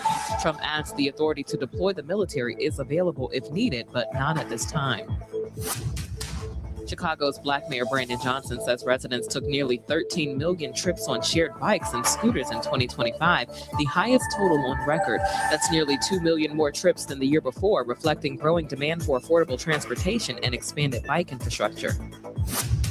And a judge has dismissed rapper Jay-Z's paternity case with Ramir Satterthwaite, ending the long legal fight. The court ruled the case had no legal merit and ordered Satterthwaite to pay about $120,000 in legal fees, bringing the years-long dispute to a close. Get BIN News Now on demand 24/7 on the iHeartRadio app. Starting in West LA, 405 northbound before the 10, the Santa Monica Freeway, it's a stalled vehicle tying up the middle lane, and you have a backup to Manchester Boulevard. Traveling farther north on the 405, just before Nordhoff, you have a disabled vehicle here, and this one's blocking the left-hand lane. You're slow from the 101 Ventura Freeway. 5 southbound before Olive Avenue as you head through Burbank. It's an accident involving an overturned vehicle. All the activities in the center divider area. The Crohn's and Colitis Foundation has been at the forefront of inflammatory bowel disease research and care for over 50 years. Learn more about research, education, and support at Crohn'sColitisFoundation.org. This is the KBLA Sports Minute with Ray Richardson. When the Rams head to Chicago for their playoff game Sunday against the Bears, they're going to need some extra long johns and whatever else it takes to keep warm. The Rams might have to start a small bonfire on the sidelines. By the time the game kicks off at 5:30 Chicago time, it'll be 19 degrees with a wind chill factor of 5 above. Both of those numbers are expected to drop throughout the game. The Rams are a 4.5-point favorite, but the weather could change those odds. If the Rams beat the Bears and the 49ers beat Seattle tomorrow, the Rams would be home next Sunday for the NFC Championship. Tonight at 6, it's your Friday night sports fix. Out of bounds and prime time. Join me and my co-host Neil Scarborough for 60 minutes of sports chatter with some Black folks flavor. You're welcome to join the conversation at 1-800-920-1580. No debates, no speculation, just the info you need. That's your KBLA Sports Minute. I'm Ray Richardson. More news, opinions, and conversation when we come forward on KBLA Talk 1580.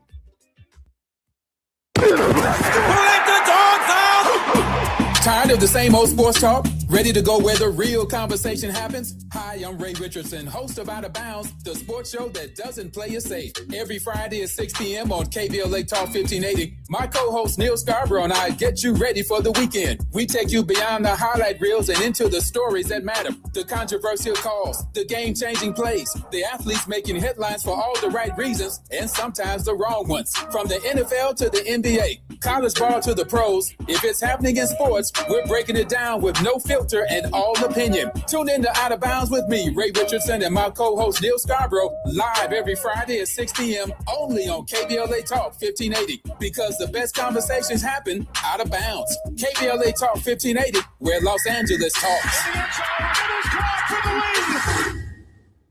Every morning, we rise and shine, make breakfast, and brush away the night's rest. These routines help us start the day off right.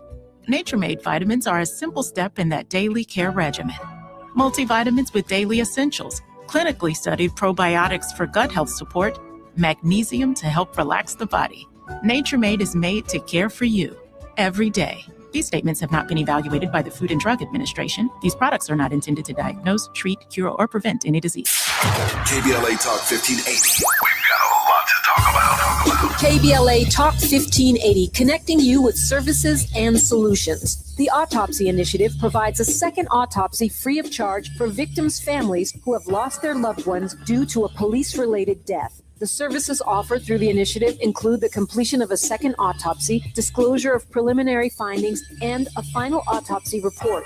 A police-related death is when an individual is harmed by police officers using deadly force, which results in an individual's death. Police-related death includes in-custody deaths, including those that arise during contact with law enforcement officers during arrest, pursuit, booking, transport, or incarceration. The Autopsy Initiative has a team of board-certified pathologists on call. An autopsy request may be completed by anyone with a close relationship with the victim, which may include the victim's spouse, partner, relative, close friend, or lawyer. To request a free second autopsy for a victim of police violence, please visit knowyourrightscamp.com. That's knowyourrightscamp.com. Then click on Autopsy, then click on Request. At KBLA, we believe in justice for victims of police violence. We say their names, and we don't black down. This is a community call to action from KBLA Talk 1580. Hey there, Los Angeles. This is James Lucky Jr., publisher and editor of Los Angeles News Observer. Are you hungry for news that matters to you in the African-American communities of Los Angeles? Well, buckle up, because we got the scoop you've been craving. Stay in the know and never miss a beat with our free weekly publications conveniently available near you. Or hop on the digital wave and become an exclusive subscriber at OGNSC.com. Don't forget to join the party on Instagram and Twitter at OGNSCINC for behind-the-scenes access and sizzling updates. No more FOMO. Let's stay informed, connected, and empowered together.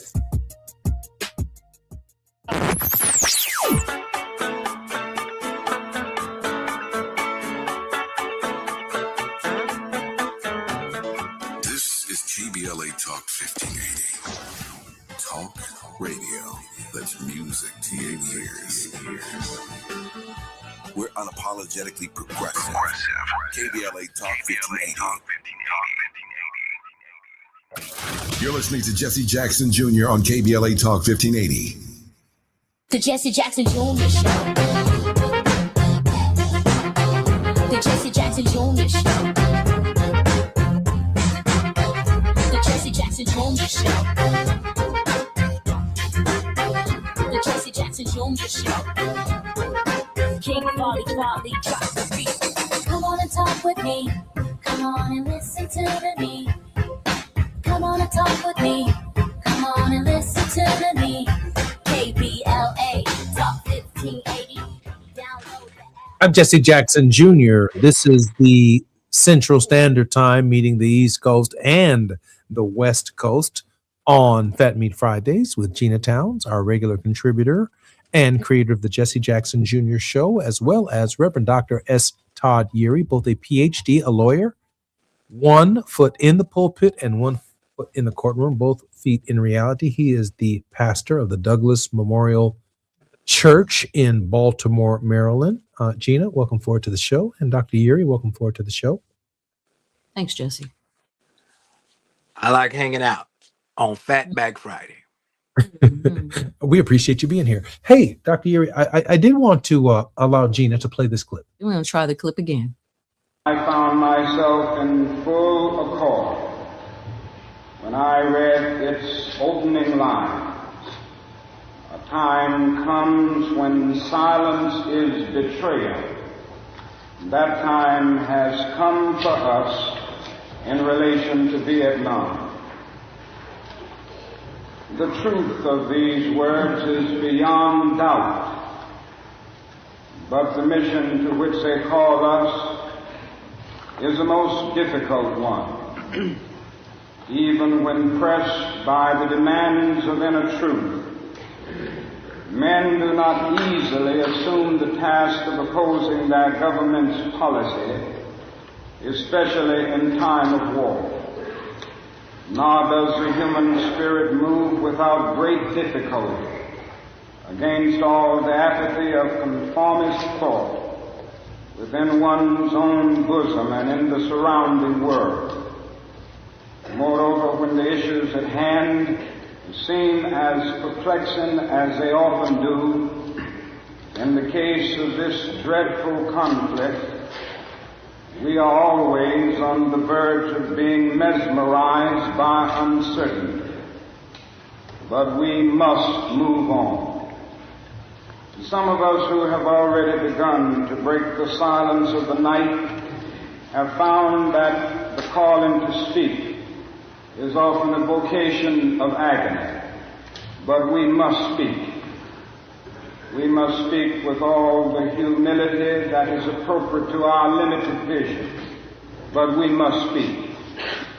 And we must rejoice as well, for surely this is the first time in our nation's history that a significant number of its religious leaders have chosen to move beyond the prophesying of smooth patriotism to the high grounds of a firm dissent based upon the mandates of conscience and the reading of history. Perhaps a new spirit is rising among us. If it is, let us trace its movements and pray that our own inner being may be sensitive to its guidance. For we are deeply in need of a new way beyond the darkness that seems so close around us.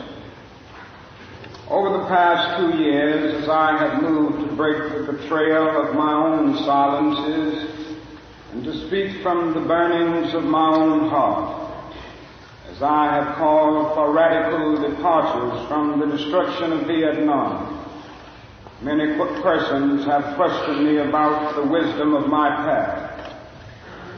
At the heart of their concerns, this query has often loomed large and loud. Why are you speaking about the war, Dr. King? Why are you joining the voices of dissent? Peace and civil rights don't mix, they say. Aren't you hurting the cause of your people, they ask. And when I hear them, though I often understand the source of their concern, I am nevertheless greatly saddened. For such questions mean that the inquirers have not really known me, my commitment or my calling. Indeed, their questions suggest that they do not know the world in which they live.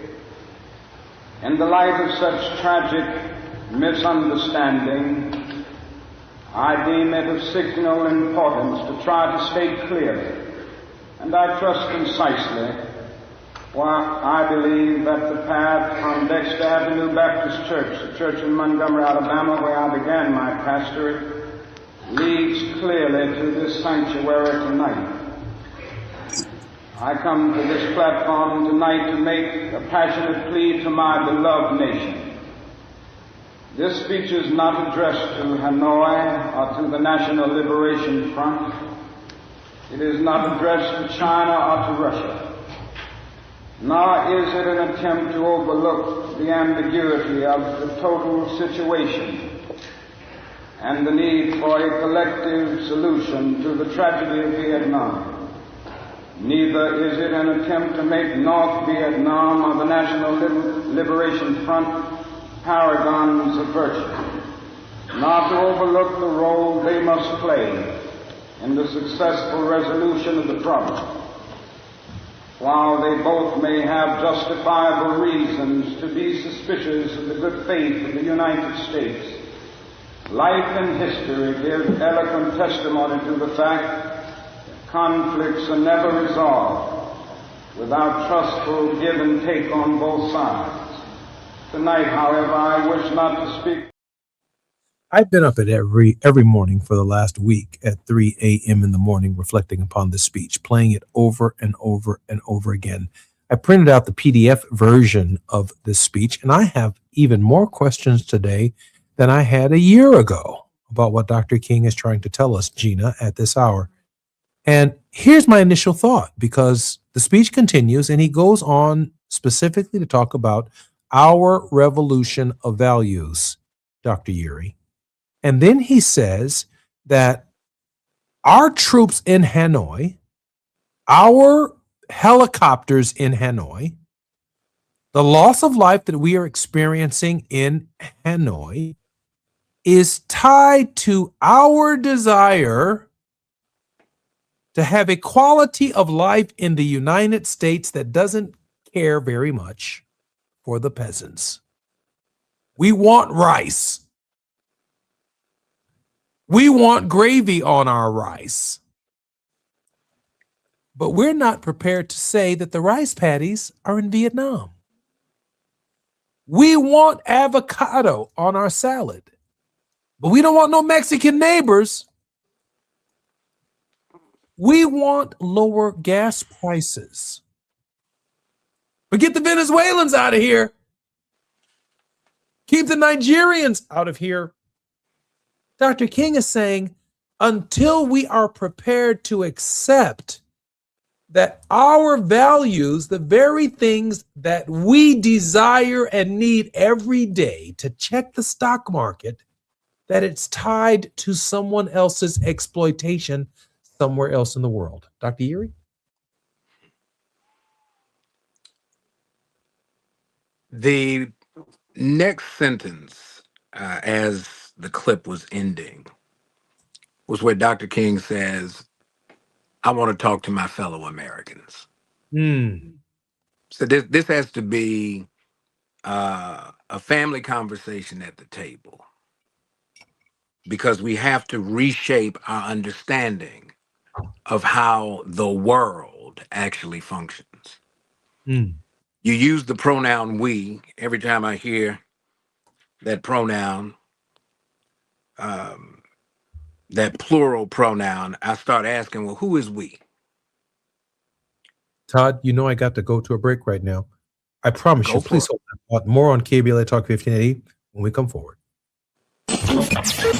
After nearly 20 years in Congress, he knows how to get at the issues that matter the most to you. Every day, he takes a deep dive into politics, social justice, and the stories that shape our community. This is where prominent people unpack perplexing problems. Unfiltered, unapologetic, unmissable. You're inside the Jesse Jackson Jr. Show on KBLA Talk 1580. This is a special alert to all Americans who own a vehicle with less than 200,000 miles with an auto warranty about to expire or with no warranty coverage at all. Due to a decline in the economy, CarShield is announcing a low-cost month-to-month vehicle protection plan that is now available to the public to save any driver out-of-pocket expenses on future auto repairs. Call now to find out how you can pay almost nothing for covered auto repairs. Yes, you heard that correctly. Pay almost nothing for covered auto repairs. An open phone line has been established for all drivers to call for a free quick quote. Call 800-478-6430 now. Drivers who are covered will not have to pay for covered repairs again. This protection plan is at an all-time low. Additionally, drivers who activate this vehicle protection today will also receive free roadside assistance, free towing, and car rental options at no additional cost. Call us for your free quick quote today.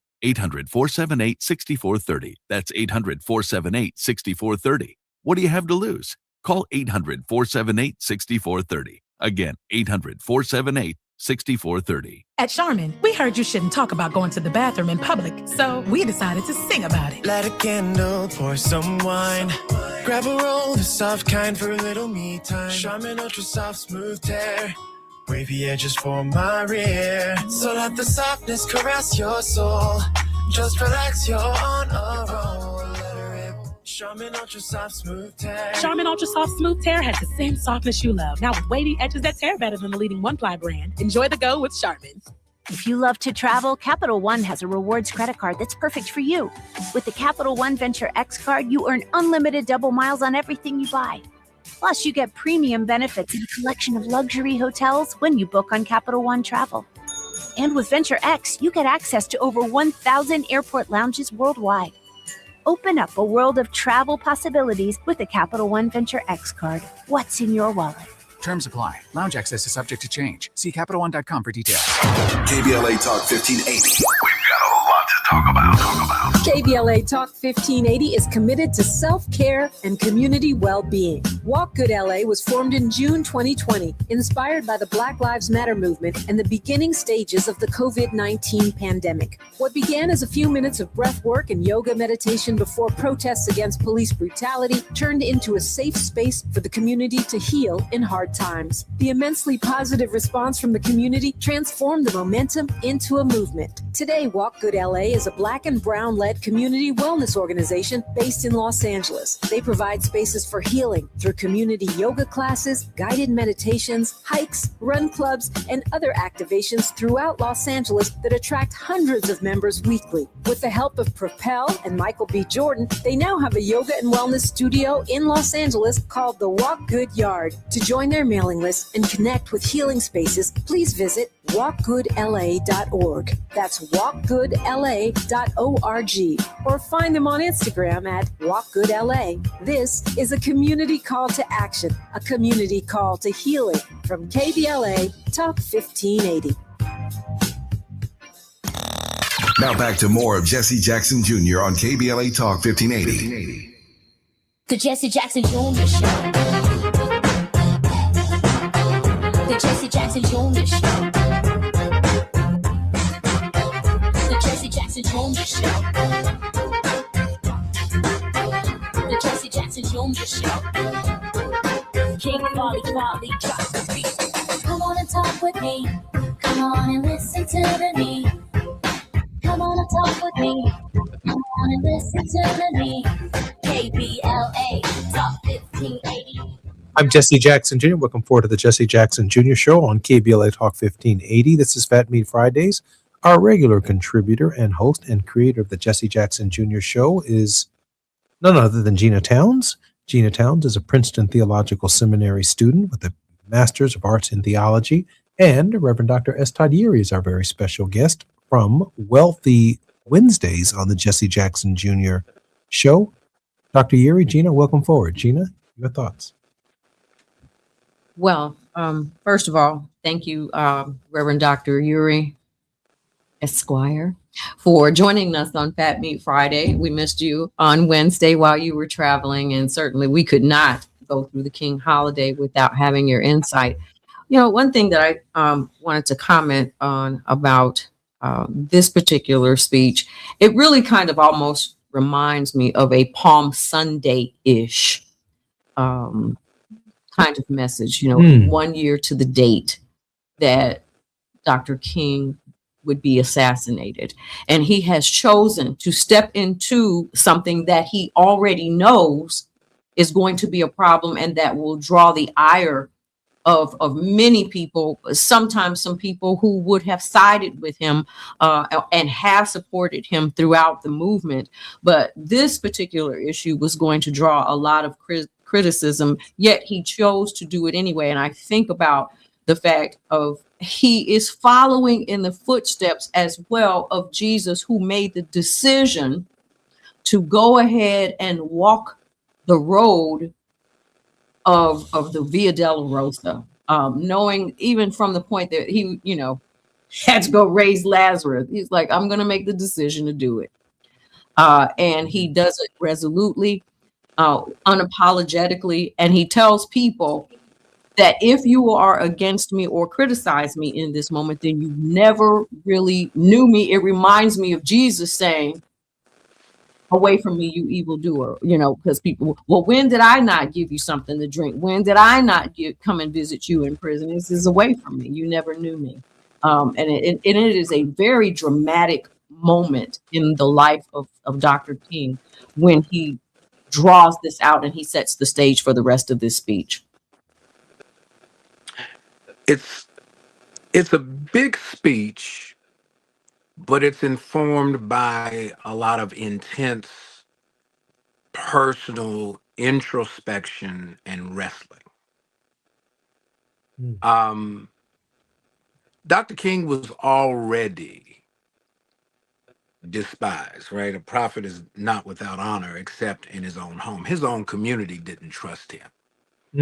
This idyllic attitude about Dr. King posthumously is not where the world was in that last year of his life. He was the most hated Black man in the country. And that wasn't just from the oppressor class. This was even amongst his own folk. And from the very early days when he was at Dexter Church in Montgomery, the way he ends up leading the movement is because the other preachers who had tenure felt like they had too much to lose. Yeah, how about that? Right? So this sense is Dr. King uses what we all have, but we don't always all use, and that's his voice. He's able to have a conversation wherever he is in the conversation to raise the awareness and the consciousness about the issues, the moral issues of the day that matter, and then frame them such that there is a sense of personal accountability. We have lost that in some degree, not because we can't find it, but because we've abandoned it. Because with it, remember, this is after, right? Dr. King's house has already been bombed. There's already been personal physical threats on his very life. And yet, what he does is not create some specter where he gives the Nobel Prize that he received in a frame to take it to the White House and present it, say, I want to give this to you, as if the symbolic meaning of being the awardee means nothing now. We just give it like it's some sort of trinket to whoever we choose, regardless of what their record is. I think it speaks to the moment that Dr. King's memory, but also his embodiment, the resonance of his voice in this moment, is bigger than the March on Washington for Jobs and Freedom, though that's still critical.